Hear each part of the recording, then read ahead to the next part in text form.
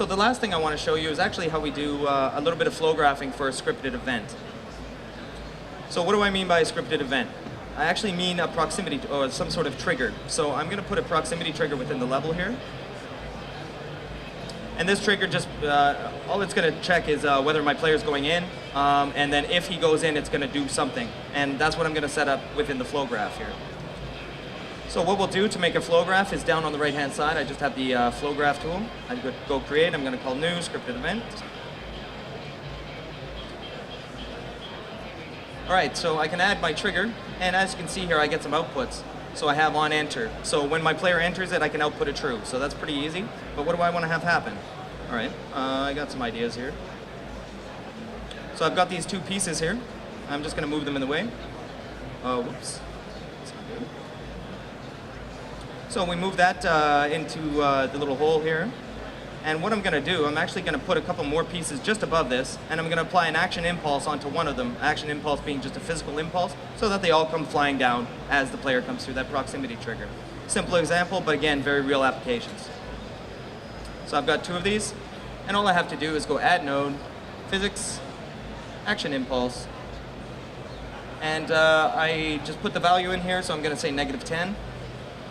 So on enter, activate this impulse. Now, that might be enough, but maybe I want to do a couple more things when he does go through that trigger.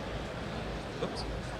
All right, I have a particle effect here, and if I reload scripts on it, you can see that it's a nice little dirt sort of particle effect playing.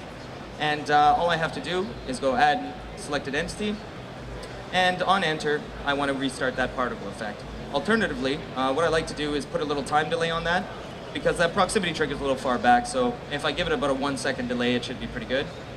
So like you can see, I just add this little time delay.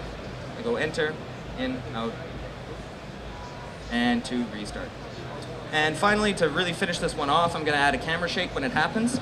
And that's really easy to do by going camera, view shake. This is one of the new nodes for cryengine3. This is really nice because it actually has some presets.